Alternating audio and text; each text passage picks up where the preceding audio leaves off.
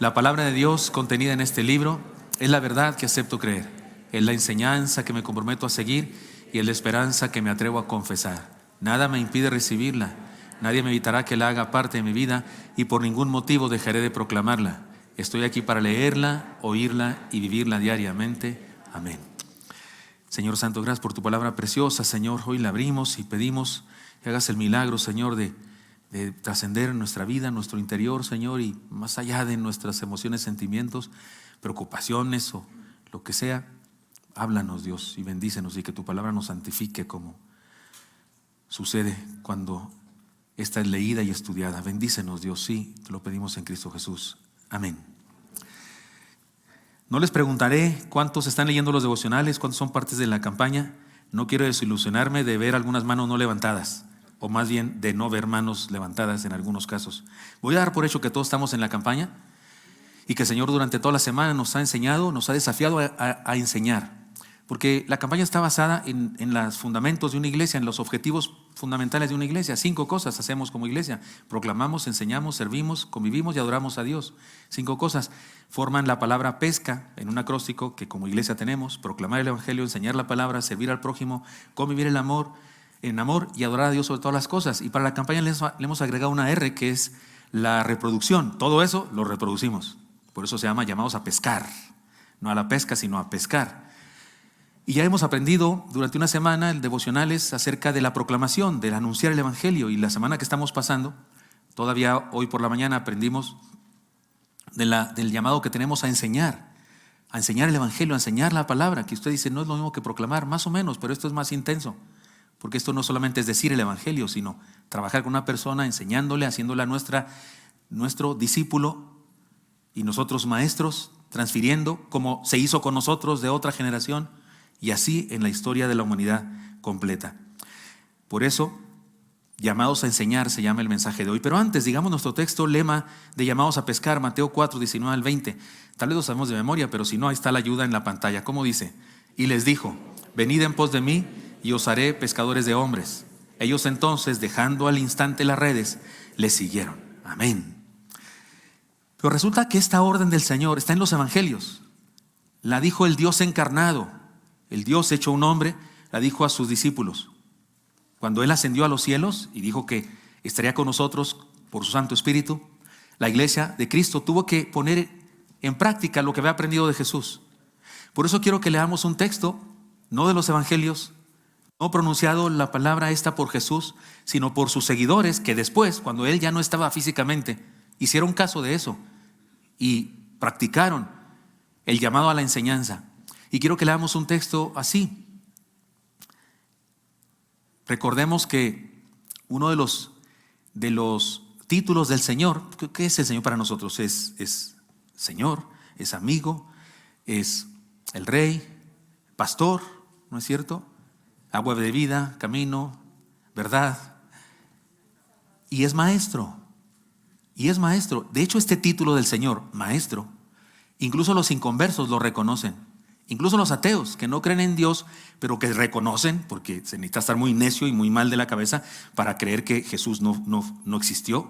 La gente que piensa eso, si no existió Jesús, no existió ni Benito Juárez, porque hay más pruebas historiográficas de la existencia de Jesús que de Benito Juárez. No sé si sabía usted eso. Y que de Platón y Sócrates y de un montón y de Alejandro el Grande y de muchos. Hay más pruebas historiográficamente hablando de la existencia de Jesús que de cualquier otro personaje. Bueno, pero aún los ateos, que son honestos por lo menos en el aspecto de la historiografía, que reconocen de la existencia de Jesús, lo reconocen como un gran maestro.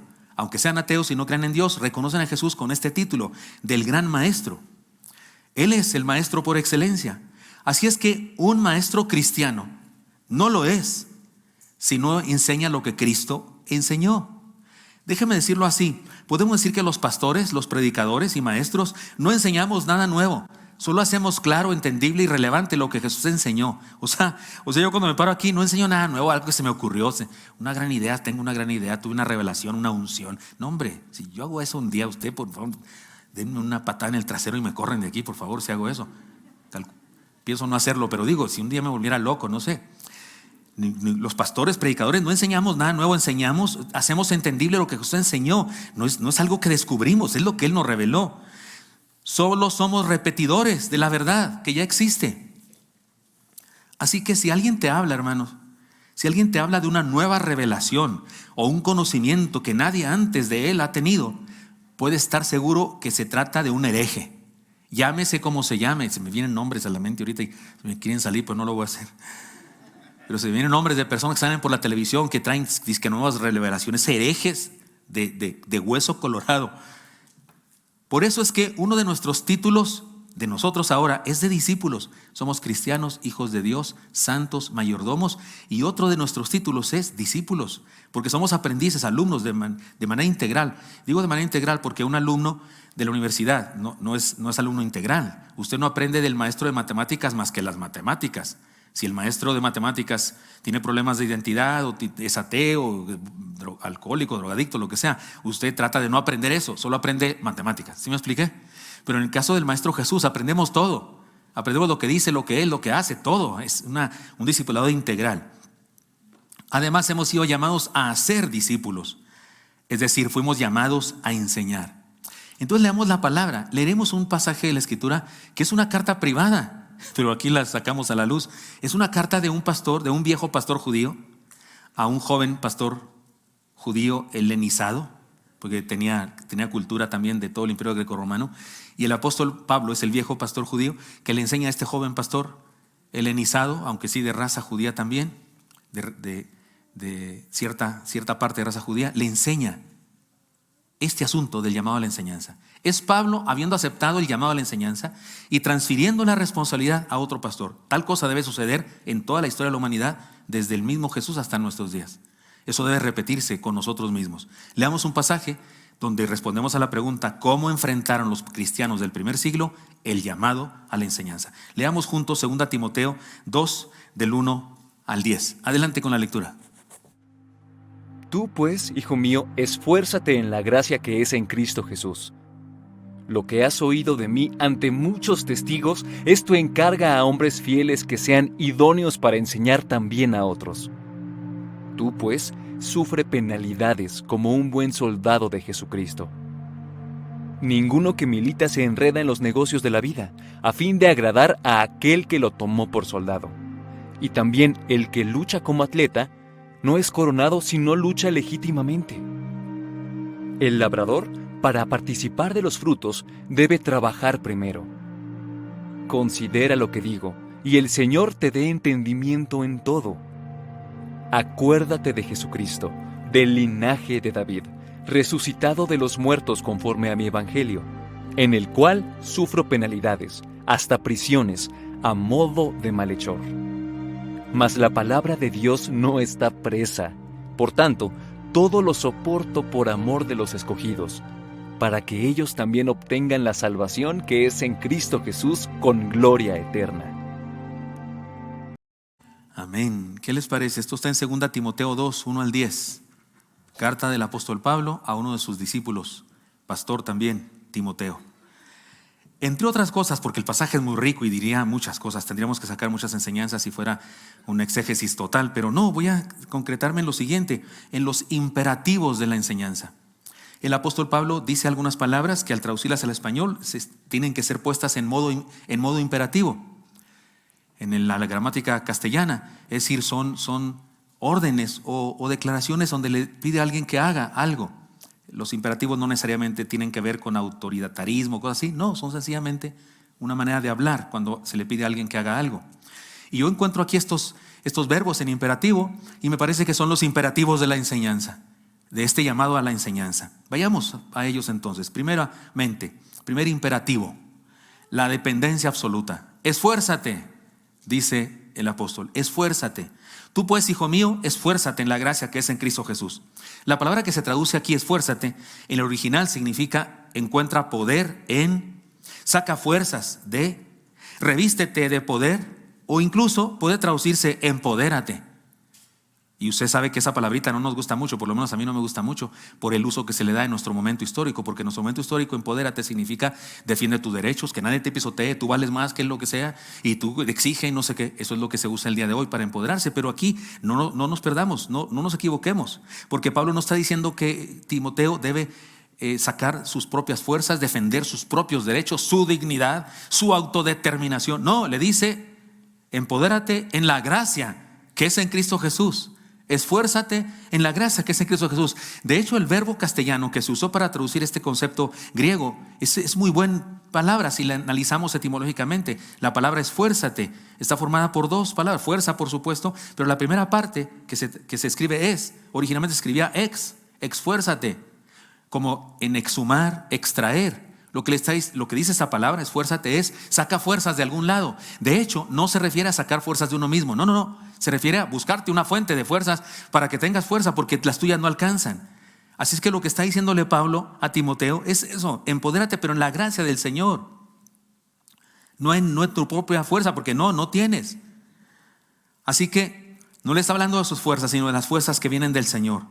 Esa es una expresión muy clara de la dependencia absoluta en la gracia de Dios. Por eso, este primer imperativo es la dependencia absoluta. Ustedes y yo dependemos del Señor. La enseñanza de la fe es una tarea sobrenatural. Por favor, hermanos, lo que enseñamos usted y yo cuando enseñamos la fe es una tarea sobrenatural. Usted cuando anunciamos el Evangelio no enseñamos cosas como que el agua hierve a los 100 grados centígrados, por lo menos si estamos en el Ecuador, ¿verdad? Porque así es, si estamos en otros lugares varía un poquito, pero es una ley que el agua hierve a los 100 grados centígrados. De hecho, los centígrados y esa se establecieron de acuerdo a cuando hierve el agua, así punto. Y podemos probar eso. Es una enseñanza humana, terrena, material. Pero cuando usted enseña el Evangelio, enseña de un Dios que se hizo carne. Y enseña de ese Dios que siendo carne fue asesinado en la cruz del Calvario y resucitó al tercer día. Y eso es sobrenatural. Eso para que se lo crea alguien está difícil. Y que anduvo sobre las aguas y además antes de eso abrió el Mar Rojo usando siervos, y que resucitó a Lázaro, también al hijo de la viuda de Naín, que sanó a 10 leprosos. Y eso, para creer eso tiene, o sea, yo no sé usted, pero yo no creo ni en los ovnis. Hay gente que sí cree en los ovnis, yo no creo eso. Dice la gente que todos los que han tenido un encuentro con los ovnis y no sé qué, todos están medio raros. ¿No han notado ustedes eso? Están medio algo, ¿no? Sí, me explico.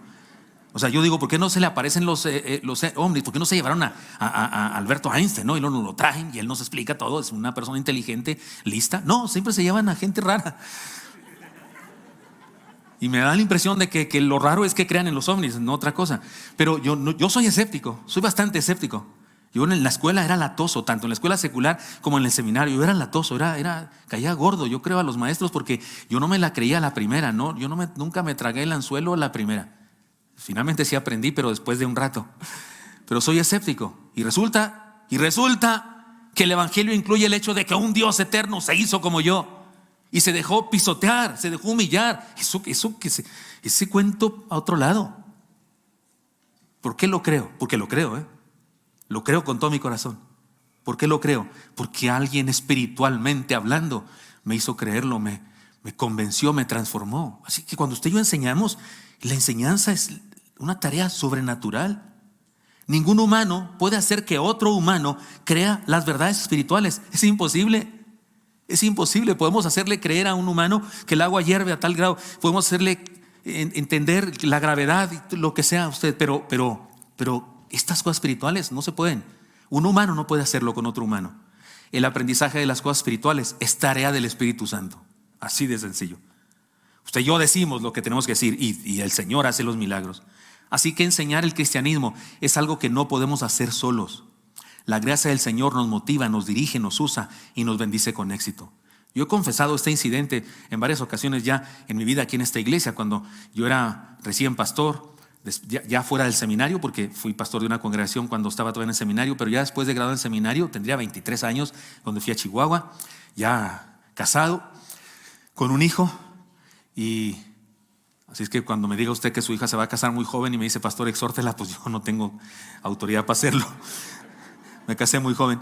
Y cuando fui a Chihuahua, resulta que yo era estudiante de filosofía y letras de la Facultad de Chihuahua y después teología e historia del cristianismo. Y fui a Chihuahua y una hermana de la iglesia tenía un esposo de esos que se cree que sabe mucho porque leyó medio libro. ¿Sí sabe cuál es? Leyó la revista Muy Interesante. En aquella época no había la Muy Interesante, había una peor que se llamaba Duda. ¿Se acuerdan, hermanos, de la revista Duda? Que tenía cada faramaya ahí cosas, hablaba de demonios y de ovnis y la cuarta dimensión y no sé qué. Y ese tipo era de esos que leía 2, 3 cosas y se creía muy sabio y le daba mucha lata a la hermana porque la contradecía y la ofendía y demás. Y yo le dije, hermana, écheme a su esposo. No dije así, pero eso fue lo que significó. Lo dije de otra manera más cristiana, pero eso fue. Yo quiero hablar con su esposo. Sí, y ella le dijo al esposo y el esposo le dijo que lo traigan. Y fui a hablar con él. Y yo traté de hacerlo pedazos, filosofando. Me sacaba su escritor favorito, que no, se han leído a Hermann Hesse con Demian y el Lobo Estepar y esas cosas que él había leído y se creía que sabía todo. Yo le dije, mire, ese autor para escribir, ¿sabe qué hace para escribir? Se droga con opio y luego escribe. Y me salía con otro autor, ese no sé qué, y me salía, y yo también había leído los libros de él. Pues si a eso me dedico, si soy medio filósofo, pero ahora soy cristiano, ¿verdad? Y duramos un montón, me dolía hasta la garganta. Pero cada casualidad que me acompañaba un diácono de la iglesia, el hermano Eusebio Cantón. He platicado de él varias veces porque sus hijos e hijas me ayudaron a convertirme a mí y a ser son la familia que les digo que les debo la vida.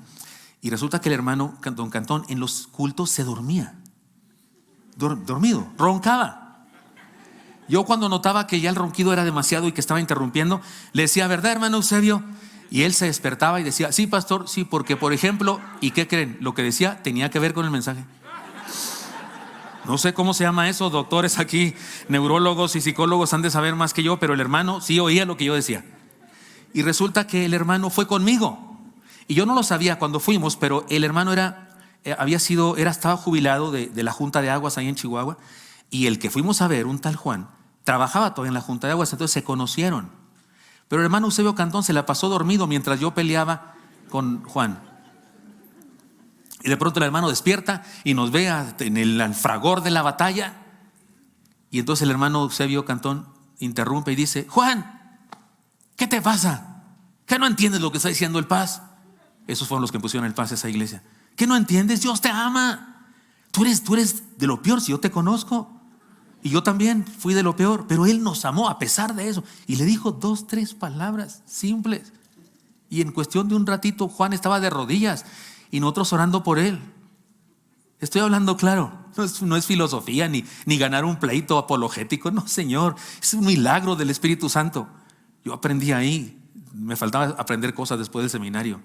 Y ahí aprendí bien claramente que no es cuestión mía. No, yo digo lo que digo, lánzola. El escopetazo, lanzo la red y a ver qué cae. No puedo hacerlo yo. No puedo convencer a nadie. Es un asunto sobrenatural. Y es Dios. Por eso le dice Pablo a Timoteo, esfuérzate en la gracia. En la gracia.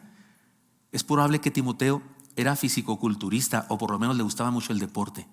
Por eso Pablo le dice que el ejercicio corporal para poco es provechoso, pero la piedad para todo aprovecha. En aquella época todos los jóvenes del Imperio Grecorromano, todos los jóvenes hacían ejercicio. Eran de esos que estaban así llenos de bolas y demás. Porque era muy común en aquella época, había gimnasios por todas partes en el Imperio Romano. Y este joven había sido criado en esa cultura. Es muy probable que él era muy atlético. Por eso Pablo le pone varias veces ejemplos de atletas. Pero le dice Pablo, esfuérzate en la gracia. No en otra cosa, en la gracia. Si él era así, un joven, también le echaba mucho al asunto de la reflexión y demás, porque así era en aquella época en el Imperio Grecorromano. Y resulta que Pablo le dice, eso es útil, pero no es nada comparado con la gracia de Dios. Así es que, hermanos míos, decidamos enseñar lo que sabemos con el poder que viene de Dios.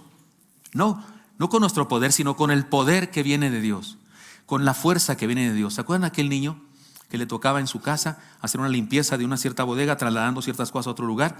Y le tocaba y tuvo que hacerlo solo, pero después de un tiempo dijo, papá, no puedo más, ya lo que sigue no puedo hacerlo yo solo. Bueno, hijo, si no lo puedes hacer solo, saca fuerzas, usa todas las fuerzas que tengas a la mano. Y el hijo entendió, tal vez se refiere a que use la carretilla o el aparato ese cuyo nombre no puedo mencionar aquí, el diablo. Si es que hablar aquí en el sermón del diablo, de la utilidad del diablo, pues oye, pues ya lo dije, ¿verdad? Pero tampoco podía el joven, tampoco podía con esos instrumentos trasladar eso. Y el papá le dice, hijo, ¿no estás usando todas las fuerzas que tienes a la mano? Digo, sí, papá, ya usé todo lo que tengo a la mano y no puedo. Estaba todo molesto. El hijo, no, hijo, te falta algo. ¿Qué? Pídeme ayuda. ¿Me ayudas, papá? Sí, y lo hicieron. No estaba usando todas las fuerzas que tenía a la mano. Esfuérzate en la gracia del Señor, el más poderoso y grande ser que hay en el universo. Decidamos enseñar lo que sabemos con el poder que viene de Dios. En segundo imperativo, la trascendencia de vida. Perdón, la transferencia de vida. Transferencia de vida. Encarga, transferencia de vida. El discipulado, la enseñanza es transferencia de vida. Lo que has oído de mí ante muchos testigos, esto encarga a hombres fieles que sean idóneos para enseñar también a otros. Pablo describe la tarea de la enseñanza como el pase de estafeta de una generación a otra generación, como en las carreras de relevos, de una generación a otra generación. Algunos de ustedes han estado presentes, tal vez, algunos de ustedes tal vez no han estado presentes, pero en nuestra iglesia hemos ordenado a varios pastores al ministerio pastoral. Nuestra iglesia, el hermano Misael, el hermano Ramón Cervantes, el hermano Isaac, mi hijo, que ahora no está ministrando, les encargo que oren mucho por él. El hermano Gabriel Torres, el hermano Martínez, allá en la Villa de Oreb, ¿cómo se llamaba el hermano? De Víctor Martínez, sí, pero otro hermano. Víctor Martínez, pues también, sí. Omar. Y en todos los casos, o tal vez en los últimos casos, tal vez en los dos primeros no, pero en los siguientes casos, yo he hecho algo especial con respecto a ellos en el culto. Después de hacerles un interrogatorio y de acerca de la doctrina del Señor, más bien que interrogatorio, les damos permiso de que compartan su fe, y luego la iglesia decide ordenarles. Después de eso, regularmente yo he predicado el sermón ahí en ese culto, y cuando estoy predicando, a algunos de ellos les fue sorpresa, lo de después del primero pues ya no tanto, pero yo me quito el saco, me remango mi camisa, y cuando llegaba mi esposa, le lavo los pies al pastor. Me hinco delante de ellos, le quito sus calcetines y lavo sus pies. Y luego yo me quedo con mi toalla que usé y tomo una toalla nueva y se la doy al pastor y le digo: tenga, vaya y haga esto con otras personas. A los que lo aman mucho, ámelos. Y a los que no lo aman, ámelos. Y a los que lo critican y lo ofenden, ámelos. Y laven los pies a todo mundo, porque eso es su trabajo como siervo. Y por eso yo lavo sus pies, para que usted también lo haga con otros. Creo que eso hizo Jesús aquella vez cuando lavó los pies. Le dijo a todos sus discípulos y a nosotros con ellos que hiciéramos eso, que sirviéramos a otros. Ese tema lo estudiaremos la próxima semana. Pero el día de hoy sirva este ejemplo para decir: transferimos vida, transferimos ministerio. Cuando usted y yo enseñamos a alguien la fe, aunque no seamos pastores ni misioneros, cuando enseñamos a alguien la fe, a esa persona la responsabilizamos de ahora ella enseñar eso a otro, y a otro y a otro. Y si no hubiera sido por los del pasado que hicieron eso y cumplieron con el llamado del Señor que les hizo, no nos hubiera llegado el evangelio a nosotros. Somos deudores de un montón de anteriores que aceptaron el llamado a enseñar e hicieron posible que la siguiente generación siguiera conociendo el mensaje hasta llegar a nosotros. Así es que mire usted la responsabilidad tan grande que tenemos: transferencia, encarga. Ahora, la palabra encarga en el idioma original también significa poner enfrente, depositar, designar, mostrar. Lo que recibimos, lo recibimos para compartirlo, no para quedárnoslo, sino para compartirlo. Somos puentes del proceso del discipulado, somos un eslabón en el proceso. El cristianismo es una cadena de enseñanzas que se transfieren de generación en generación. Y hermanos míos, por Dios, no nos vaya a pasar lo que al mar muerto. Examen. El mar muerto se murió porque está muerto, sino porque se llama muerto. No hay vida en él, no hay vida, no hay nada. Hermanos míos, no hay pichicuates, ni ranacuajos, ni nada. Hermanos míos, ¿de qué se murió el mar muerto? ¿Cuántos saben? Levanten la mano antes de decirme cuántos saben. Sí, son minoría, Dios mío, ¿por qué? Si usted está inscrito en el instituto bíblico, una de dos: o no está inscrito, o le pasó de noche el módulo 2 de Venid y Ved. Porque en el módulo 2 hay una lección que habla de eso. ¿De qué murió el mar muerto, hermanos? ¿Quién me dice? Suicidio. Fue suicidio por no compartir sus aguas. Las mismas aguas que nutren el mar de Galilea, que tiene verdor por donde quiera, nutren el mar muerto, pero ahí se mueren las aguas porque no tiene salida. Es tan bajo con respecto al nivel del mar que las aguas no salen. Y a raíz de tantos siglos, llegando agua que se filtra, se queda la sal en el mar. Y resulta que es tan salado que no hay vida, no hay nada. Ni un mosquito pondría ahí su larva para que crezca, ni siquiera. Cuidado, ¿sí capta la idea, hermano? No compartir el agua, sí comparte la idea. Te petateas y se llama suicidio espiritual. Ahora, para poder hacer lo que Pablo dice, esto de transferir vida en carga, necesitamos dos cosas, dos elementos. Número uno, una gran enseñanza. O sea, no puedes compartir lo que no tienes. No tengo oro ni plata, por eso no te doy oro ni plata, dijeron en la puerta de la hermosa Pedro y Juan al paralítico. Pero lo que tengo te doy, que tenían el evangelio y el poder del Espíritu Santo. Él se levanta, salta, baila, entra al templo bailando. Seguramente se enojaron todos los sacerdotes de por ahí. Pero lo que tengo sí te doy eso. Entonces necesitamos, número uno, una gran enseñanza.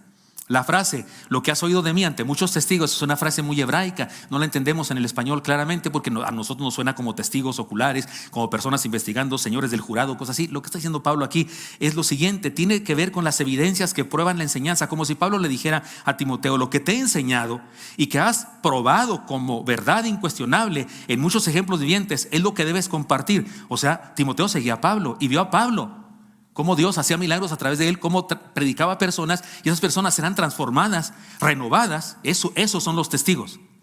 Pablo le está diciendo a Timoteo, tú has probado, has visto pruebas indudables de que lo que te enseño es verdad y funciona. Evidentemente se trataba de fundamentos de la fe, las verdades más importantes y trascendentes de la fe cristiana. Es lo que debemos compartir de una generación a otra. Esto nos enseña que las enseñanzas cristianas son verdades que se prueban y se viven cada día. Para enseñar necesitamos saber, entender y vivir las maravillosas verdades del evangelio. Ahora, eso es lo que estamos tratando de enseñar en la campaña llamados a pescar. Eso es de lo que se tratan los devocionales, de esas verdades fundamentales. Qué lástima que no estés inscrito, hermano. Digo, los 2 o 3 y medio que no están inscritos. Ojalá que te inscribas y comiences a partir de mañana a leer los devocionales. Así es que hace falta una gran enseñanza.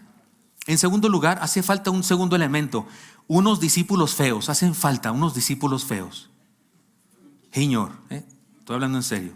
Unos discípulos feos. Si no me lo quiere creer, mire cómo dice el texto. Hombres fieles que sean idóneos para enseñar también a otros. Fieles que enseñen a otros. ¿Cómo son esos? Feos. Si usted ya estaba bien animado, ¿verdad? Eso es para mí. Sí, sí es para usted.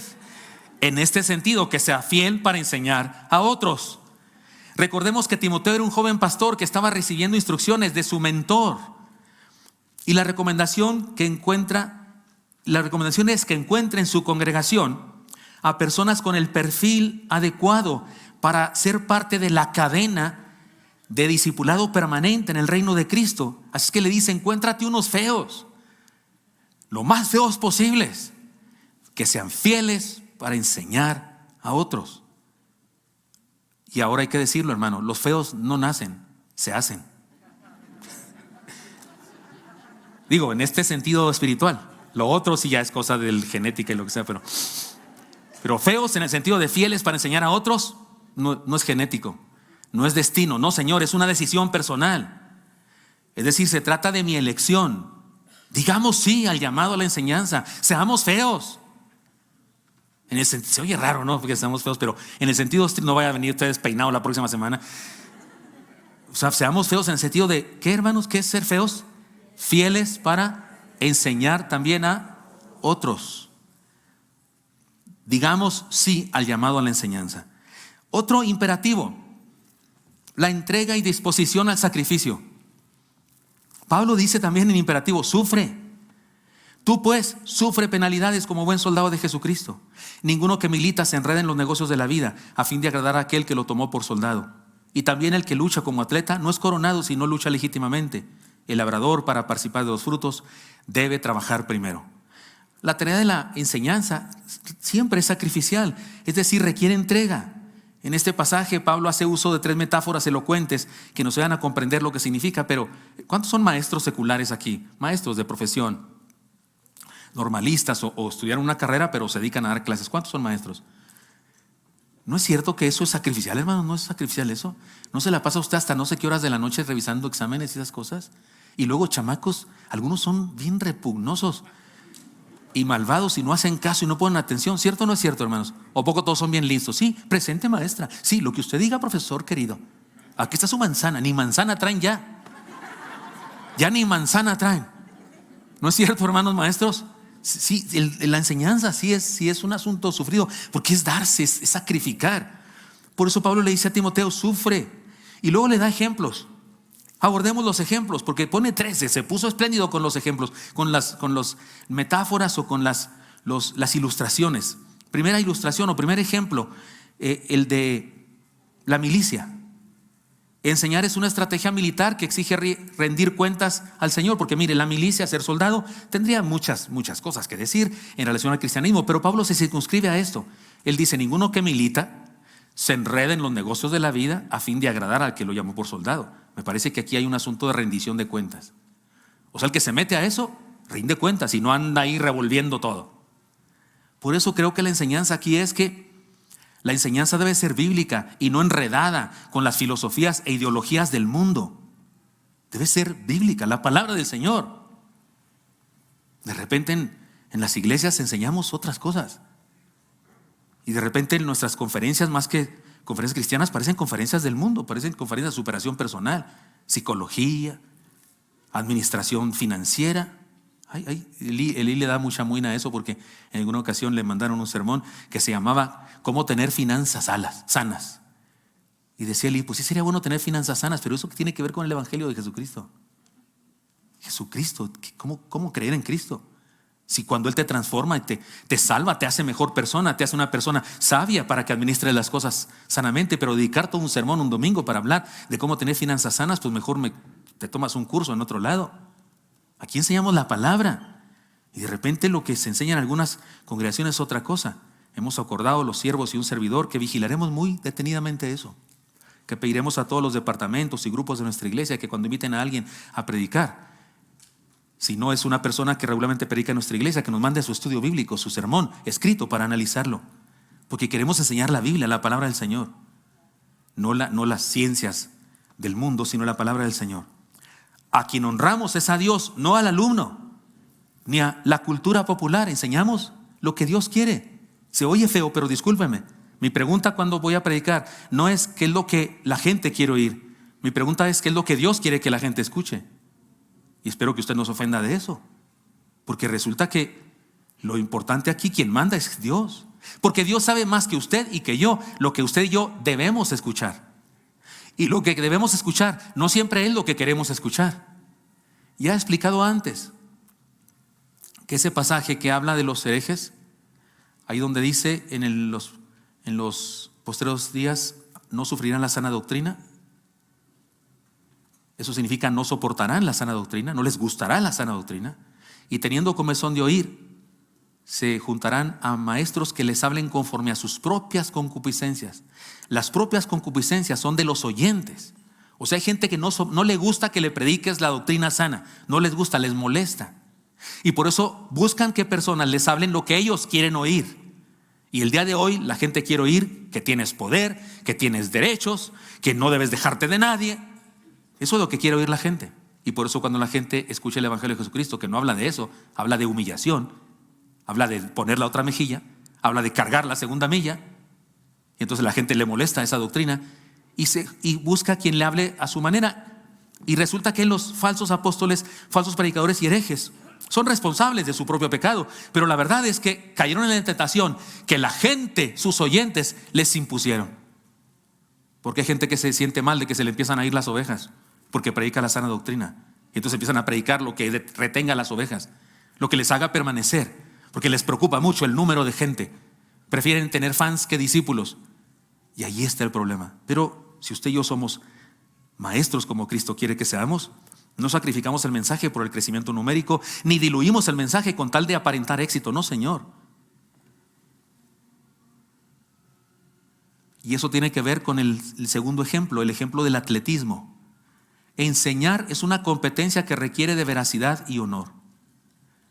Dice, tampoco el que, dice el texto, dice, y también el que lucha como atleta no es coronado, sino lucha legítimamente. O sea, si hace trampa, no tiene éxito. Por eso usted y yo no sacrificamos el mensaje por el crecimiento, ni diluimos el mensaje con tal de aparentar éxito. No, jugamos limpio. Hacemos la voluntad de Dios. Decimos lo que Dios quiere que digamos, enseñemos. No importa si a alguien le molesta, alguien se enoja. Nosotros sabemos qué es lo que ese alguien debe saber. debe entender. Decirle otra cosa para que esté contento y no la verdad, lo condenamos. Y no estamos aquí para condenar personas, sino para enseñarles para pescar, para echar la red de la gracia de Dios y que sean salvos. Y hay otro ejemplo, el ejemplo de la agricultura. Enseñar es una tarea que nos obliga a trabajar con paciencia. Las ideas, verdades, principios y valores que compartimos en ocasiones no germinan de inmediato. Cuando yo era adolescente, mi padre, que venía de un rancho, en vacaciones, en muchas ocasiones, mis hermanos y yo, y particularmente yo, me iba a vivir una semana o poco más allá en la Semana Santa, los días, esa otra semana que no es los días santos, sino esa otra semana que dan de vacaciones. Me iba yo a un pueblo que se llama Julimes, o en ocasiones a otro, Gran Morelos, Carretas, de donde era originario mi padre, a estar ahí con amigos de mi padre o parientes lejanos de mi padre. Y bueno, aprendí a ordeñar vacas, a matar chivitos y a sembrar y esas cosas. No era bueno para agarrar el arado porque no sabía nada de eso, pero entonces me ponían por lo menos a poner la semillita, que eso era regularmente tarea de las niñas en la casa y de mí. Primero alguien abre el surco y luego yo iba con cada paso ponía un maicito, a veces me iban dos, y luego pasaba el otro arado cerrando el surco o echándole tierra a las semillas. Y para la noche ya había elotes. No, señor. Para mañana ya podíamos hacer tortillas de maíz. No, señor, eso tomaba tiempo, bastante tiempo. De eso habla aquí el apóstol. Hay que trabajar. Dice, el labrador también tiene que trabajar primero. O sea, no es de inmediato. Me parece que esto habla también de paciencia. Pero también habla de una cosa. Todas las verdades, principios, enseñanzas que usted y yo impartimos, podemos impartirlas de dos maneras, como balas que se disparan y dan en la cabeza. Balazos. Hay gente que da balazos a la gente. Eso mata la inspiración, inhibe la motivación. Puede ser que hasta avergüence a las personas y duele. Cuando usted y yo agarramos a balazos a la gente con la enseñanza de la Biblia, les duele. Y muchos no se convierten porque los agarramos a balazos y los dejamos todos perforados como calavera. Pero podemos hacerlo de otra manera. Podemos dar semillas que se siembran en el corazón. Estas crecen y se desarrollan, transforman la vida, dan fruto que se comparte, alegran la vida. A ver, pastor, pónganos algún ejemplo de balas y de semillas. Sí, claro que sí.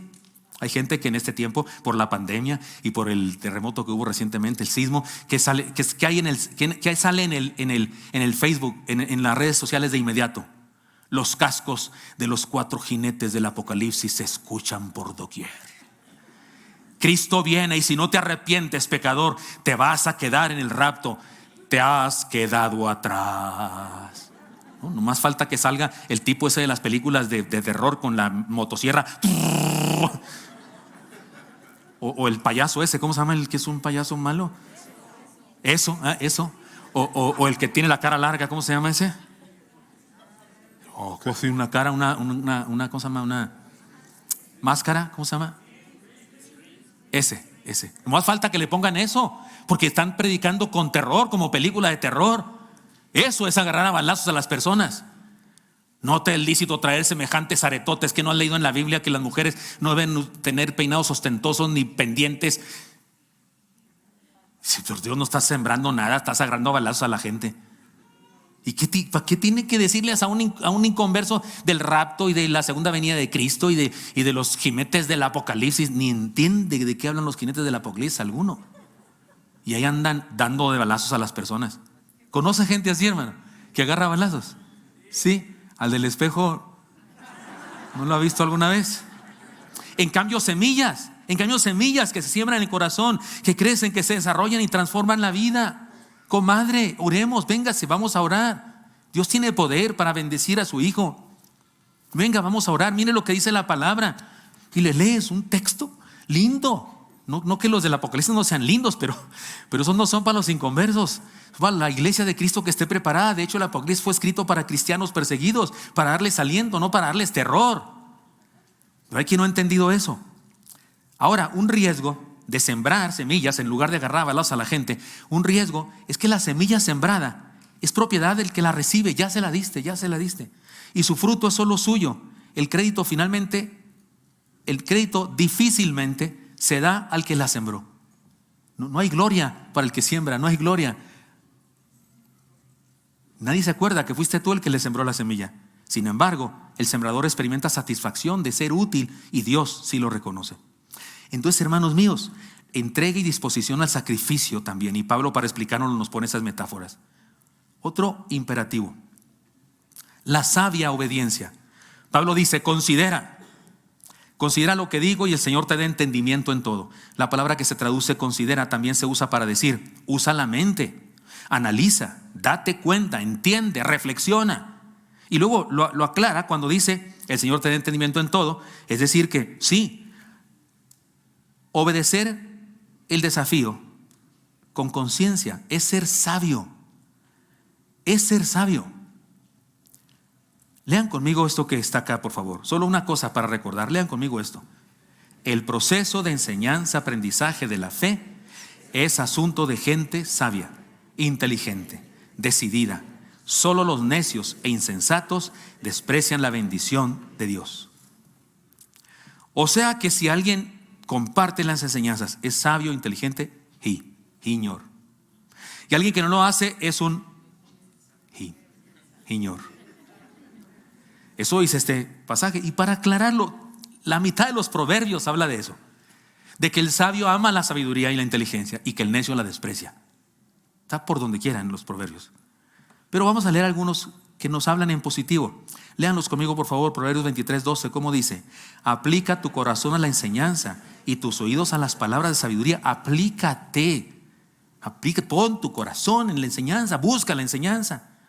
Luego Proverbios 23:23, ¿cómo dice? Compra la verdad y no la vendas. La sabiduría, la enseñanza y la inteligencia. Ahora, esto de compra y vende no está hablando de compra-venta. Está hablando como si te dijera: no te deshagas de tus libros. ¿Acaso compra más? ¿Sí captan la idea? O sea, no vendas lo que sabes. No, mejor compra más sabiduría. O sea, la idea es que no te quedes sin esa cosa que es la sabiduría y la enseñanza. Proverbios 8:10, ¿cómo dice? Recibid mi enseñanza y no plata y ciencia antes que el oro escogido. Yo creo que este pasaje nos desafía algo muy práctico. ¿Tiene joyas usted, hermano, de plata y oro? ¿Tiene perlas preciosas? ¿Tiene anillos de rubí, de esmeraldas, de diamantes? Yo le hago un reto, hermano, hermana. ¿Tiene usted, hermano varón, unas ¿cómo se llama? Esas esclavas así de esas que pesa la mano, que anda así usted caminando porque tipo luchador, ¿no? ¿Tiene usted cosas de oro, cosas muy valiosas? Yo le propongo algo: júntelas un día y analice cuántas son y cuánto valen. Y si usted decide que tiene más joyas, materialmente hablando, que enseñanzas cristianas, pues deshágase de sus joyas. O llénese de enseñanzas para que equilibre. ¿Cómo la ve?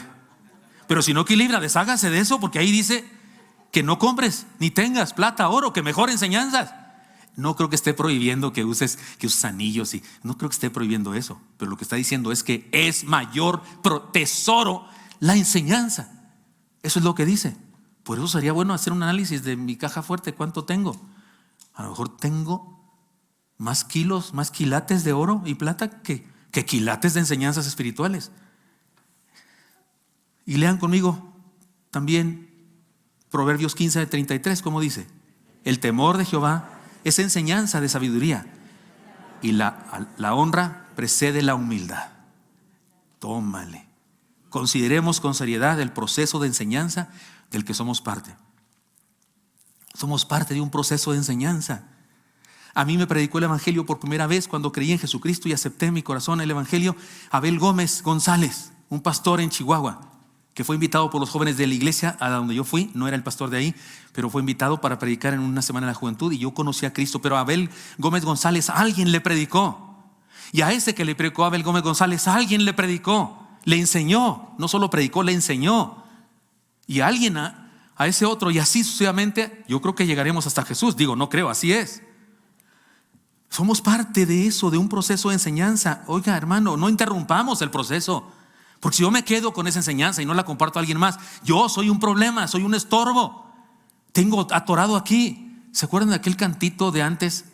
Quita la piedra, deja el agua correr. ¿Se lo saben algunos? Quita la piedra, deja el agua correr. Mira que las almas se van a perder. ¿Se acuerdan de ese? ¿No se acuerdan? Es dar bien rancherito así de tunda, tunda, tunda. Es de esos de mi rancho, de mi tierra. Oiga, Si yo soy parte de la cadena y en mí se queda todo, y aquí se queda y no lo doy, uy, qué bárbaro, ¿qué? O sea, que estoy en deuda con miles en las generaciones para llegar hasta mí, y luego llega a mí y yo lo interrumpo todo. En serio, qué mala onda. Por eso la enseñanza es clara: sabia obediencia, considera.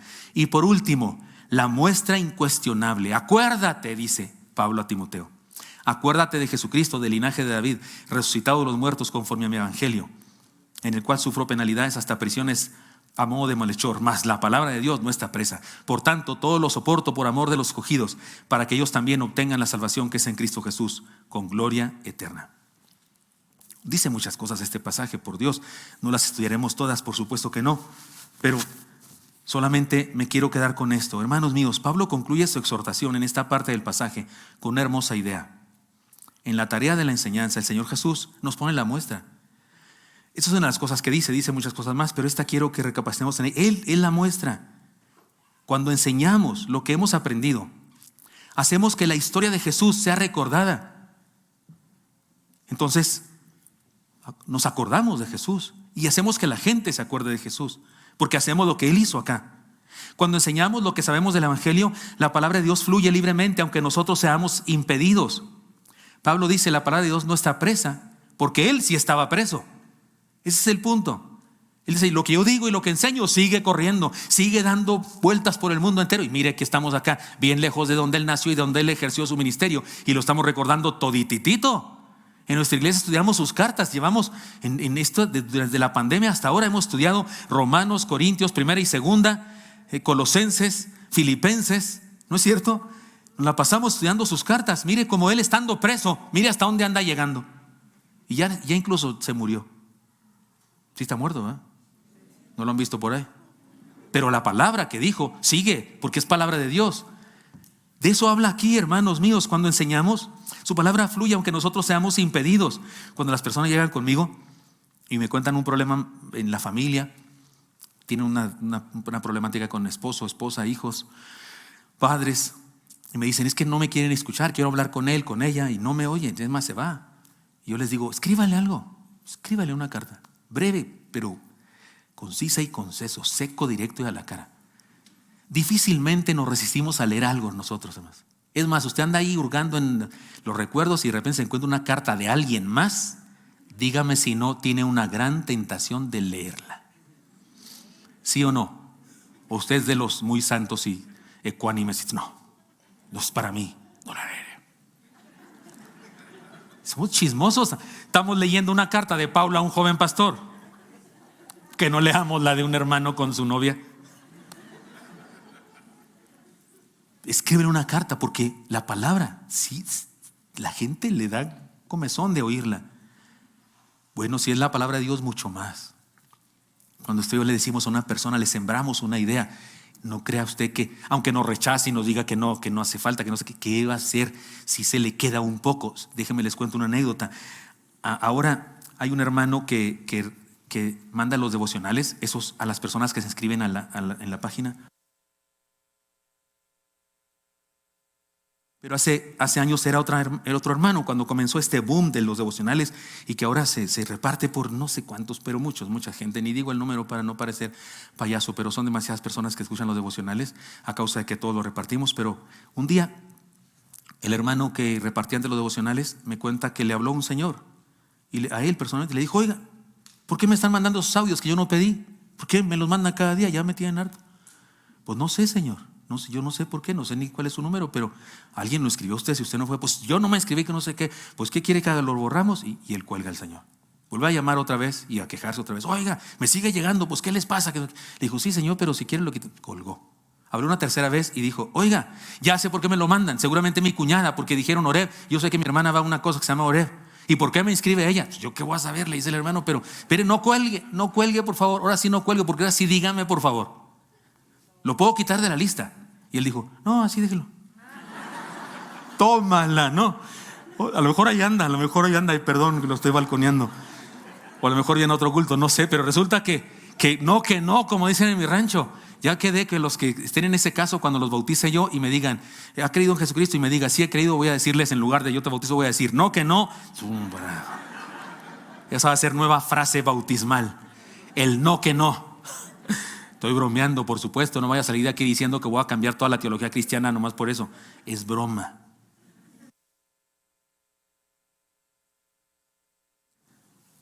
La palabra es libre, no la detiene nadie. Y me parece que eso es lo que Pablo dice aquí. Cuando enseñamos lo que sabemos del Evangelio, la palabra fluye libremente, aunque nosotros seamos impedidos. Y cuando aceptamos el llamado a enseñar, es posible que experimentemos tribulación, pero cumplimos el propósito de Dios y le damos gloria. Hermano, ¿no está claro esto? Todo lo que nos dijo Dios esta semana no es metafórico. No es metafórico, no es solamente una cuestión anecdotaria para que sí, eso. No, es para que lo hagamos. Es para que lo hagamos. Para que seamos luz donde quiera que estemos. Durante la semana me fue mucha bendición una joven Pilar, a lo mejor está aquí o a lo mejor estuvo a las 10, no sé. Es una joven que está en la Unión de los Profesionistas. Ella le tocó dar un devocional y predicó y dijo una ilustración al final que voy a copiarle aquí, voy a decirle aquí. No sé cuántos oyen los devocionales de los jóvenes y oyeron esta ilustración. ¿Alguien escuchó a Pilar que dio un devocional? Sí, algunos aquí. Esta es la historia, se los voy a contar al estilo mío, pero es la misma historia. Estaban platicando un cerillo y una vela. Mientras estaban platicando se fue la luz y se puso todo a oscuras. Entonces el cerillo dice: oye, vela, te propongo algo, encendámonos. Y la vela dice: no, ¿cómo crees? Me voy a despeinar. Y además despeinarme voy a empezar a sudar. Y me voy a hacer chiquita y me voy a consumir y no quiero. Yo quiero vivir más tiempo. Y el cerillo le dice: ¿pero qué te pasa? Si para eso fuimos creados, para alumbrar y para gastarnos alumbrando. ¿Qué te pasa? Si eso es lo que se trata la vida de nosotros. Ese es lo que nos da sentido. Y en tu caso, puedes durar encendida y dar mucha luz, mucho tiempo. Incluso puedes ser encendida varias veces. En mi caso, solo una. Yo me enciendo una vez y muero.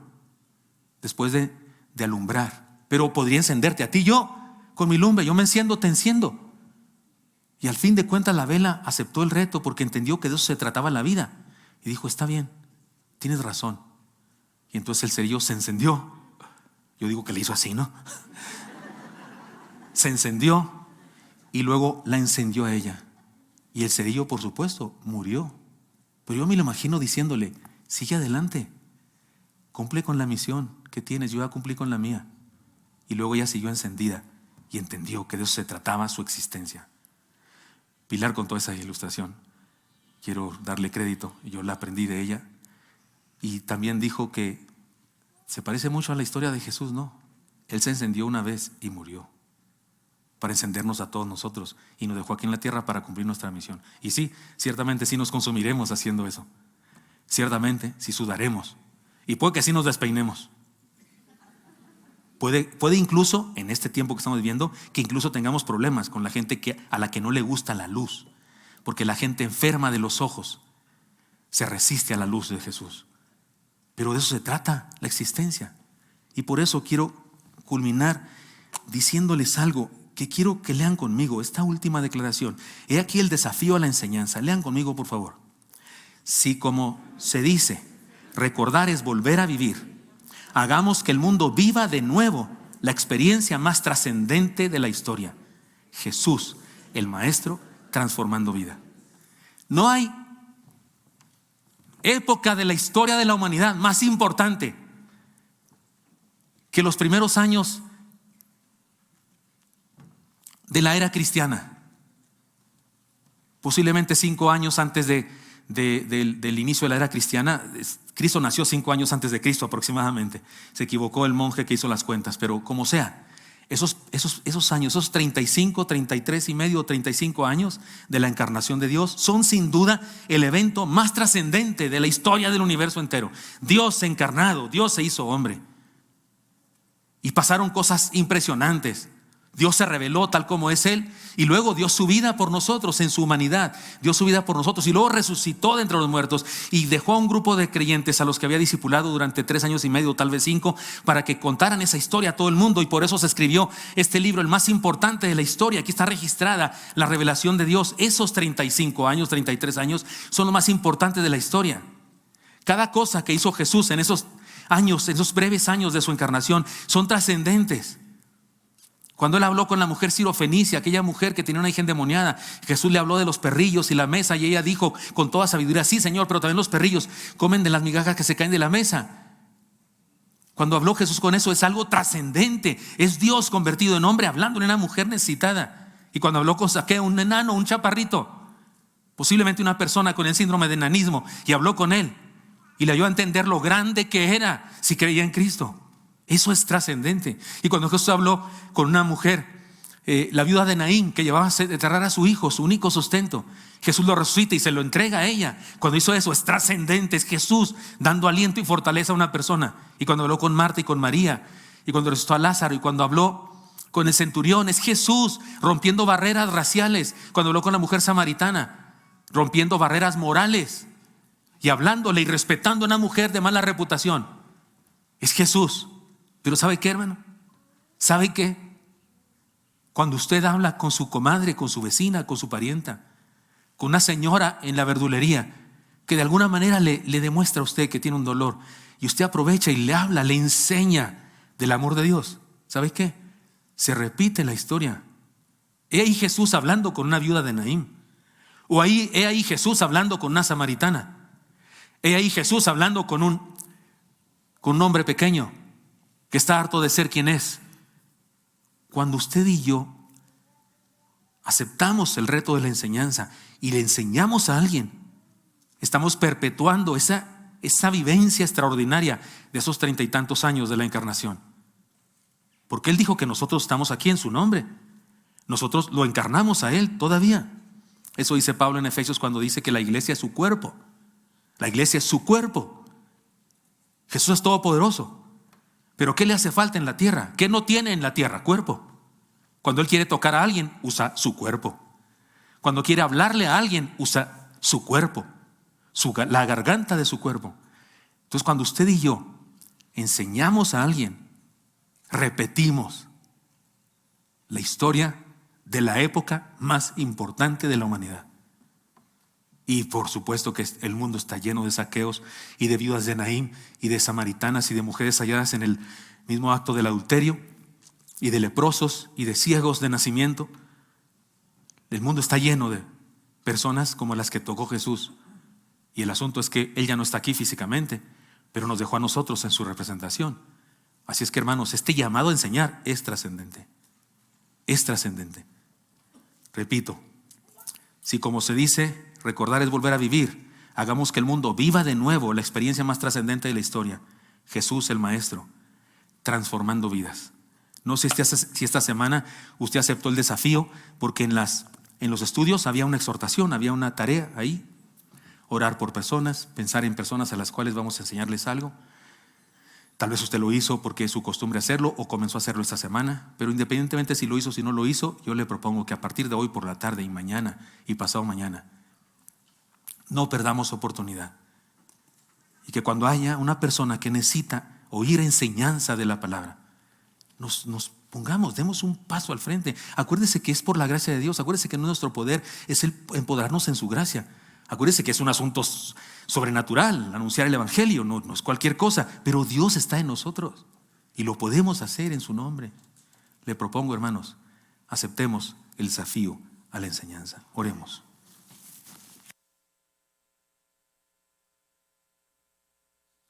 Señor, te doy muchas gracias por este privilegio tan grande, Señor, tan grande. ¿Cómo es posible semejante honor, Señor, que tú nos das de compartir tu enseñanza, de enseñar a otros tu verdad?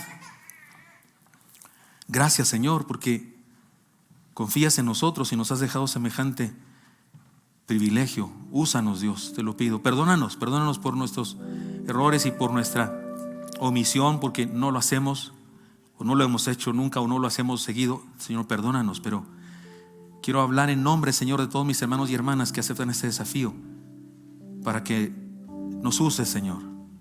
Y hoy por la tarde o mañana o esta semana, y a partir de hoy hasta que vayamos a tu presencia, si hay una viuda de Naín, una samaritana, una mujer sirofenicia, un saqueo, un leproso, un ciego, una persona necesitada profundamente de ti, Señor, por favor, úsanos para enseñarle tu amor, enseñarle tu evangelio, enseñarle tu gracia, Esas verdades indudables porque han sido confirmadas por muchos testigos a través de la historia. Señor, úsanos, por favor. Pongo en tus manos a mis hermanos y mis hermanas que aceptan este desafío. En el nombre de Cristo Jesús. Amén.